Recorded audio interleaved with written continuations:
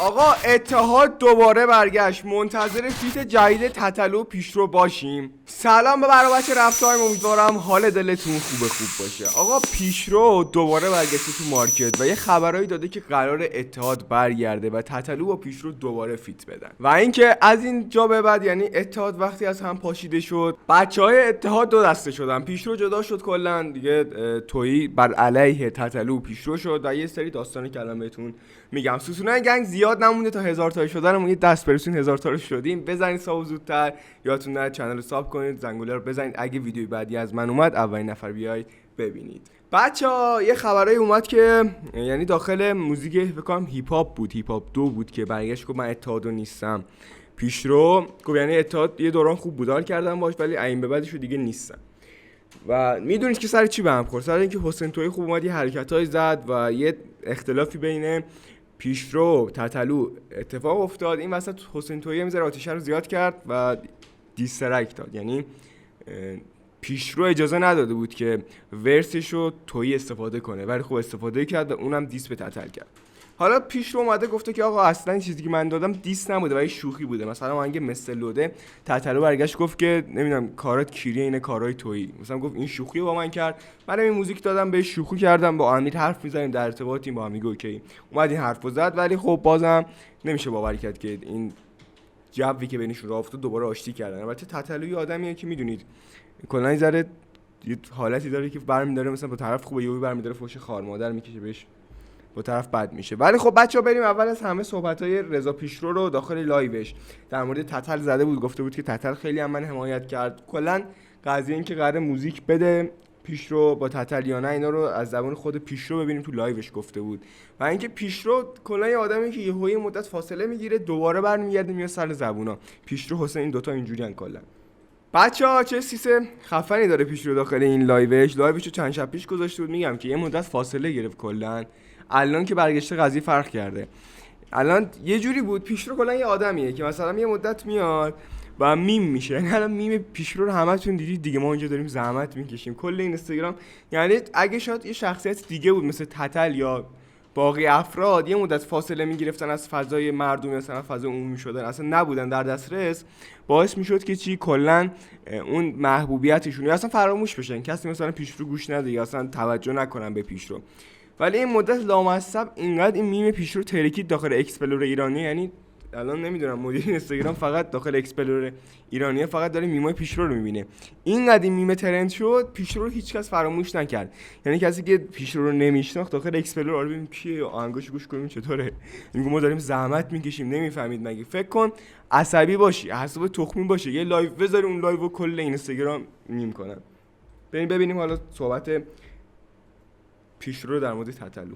من شاید قدرت و توانایی همراهی با اون موج عظیمو نداشتم، یعنی مثلا اگه داشتم که منم تتوامو کامل‌تر می‌کردم دیگه. شاید الان یا وقتش نشده یا هنوز اونقدر مثلا نه مثلا اون امیر تحملش هم بالاتره توی چیزایی. خب من اونو ندارم، من یه چیز دیگه تحملم بالاتره. حالا اگه تایمش خفن‌تر از اونم برگزار اتفاقات دیگه که میگم حالا من چی تو دلم نیست. من تو این لایو که با اسامی بگم من افتخار کردم باهاتون کار کردم، جزء بهترین روزهای زندگی من بود، روزایی که کنارتون بودم. هیچ دانسی نداشتم. خدای همیشه من گفتم داش من اصلا کاری به کسی ندارم. میشه فکر نمی‌کردم که مثلا الان که دارم بهش فکر می‌کنم میگم به من چه دوست داشته اصلا با طرفداراش هر چی برخورد به من چرا من دخالت کردم؟ چرا؟ چون نزدیکش بودم و فکر می‌کردم مثلا الان دیگه نه روی امیر بودن هر کدوم دوست دارم دیگه از اثرگذاری و اینا خبری نیست داداش. یعنی به من چه؟ اگر یکی بخواد خودش میتونه از من اثر بگیره یا من از اون اثر بگیرم، چرا ما باید اصلا وایبای منفی بگیریم؟ من نونمک تو خوردم اومدم تو خونت، این همه زحمت کشیدی پذیرایی کردیم، من اصلا یادم نمیره اصلا چایی از جلوی ما جین بنده خدای بچه‌ها من از جلوی ما برداشته باشه، چقدر به من لطف داشته. چرا من بعد بیام مثلا دشمنی کنم؟ یا تو که سعی کردم به بچه‌ها برسونم آقا من اگه بخوام دیسترک بدم من اینجوری نمیدم. اینکه من با رفیقام حرف زدم روز آخرام به همین گفتم من دنبال دیسمیس نیستم.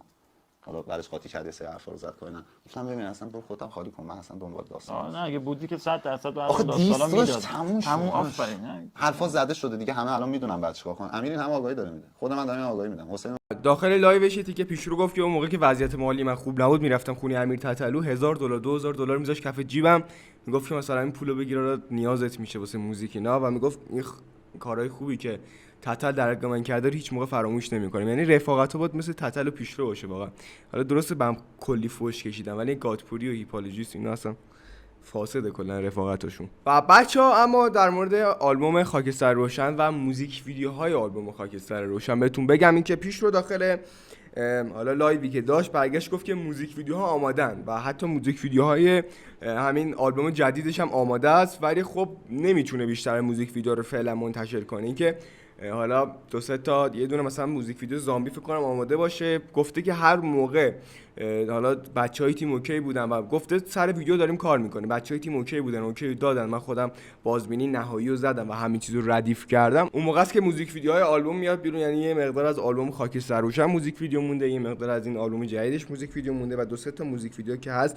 حالا بریم یه تیکه صحبت‌های پیشرو در مورد آلبوم خاکستر روشنش بشنویم. با بچهای قدیم که کار می‌کردیم، حتی داستان آلبوم خاکستر روشن هم من براتون تعریف کنم که من تمام وکالا رو دادم و منتظرم سینا کاراشو بکنه، انشالله انجام بده، اونم میاد بیرون.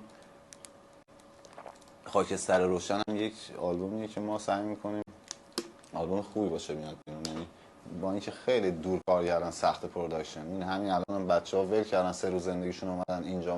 ما اینجا پیشرو برمیگرده میگه یعنی یه ترک داده بود از آلبوم خاکستر روشنش، گفته که حالا فعلا اوکی نشدن بچه‌ها، احتمالاً آلبوم خاکستر روشن بیشترش یعنی یهویی کلا با موزیک ویدیو، هم موزیک ویدیو با هم میاد بیرون. الان آلبوم جدید پیشرو رو اگه دقت کرده باشید بعضی از ویدیوهاش بعضی از موزیکاش موزیک ویدیو داشت، بعضی هم نداشت، ولی به گفته خود پیشرو آلبوم جدیدش کلا با موزیک ویدیو میاد بیرون و خب یه ذره مثلا طول میکشه تا بیاد بیرون اینا. و اینم بهتون بگم که گفته که پیش فروش و هیچی نداره، موزیک یهو کلا آلبوم موزیک یهو دلی میاد بیرون، مردم باش فقط حال کنن دیگه. این از این. و یه چیزم بهتون بگم، این آخر لایوش پیشرو گفت برگشت گفت که فعلا داخل آرتیستایزم فقط با گندم حال میکنه، یعنی با گندم اوکیه، یعنی موزیک گندم بیشتر دوست داره.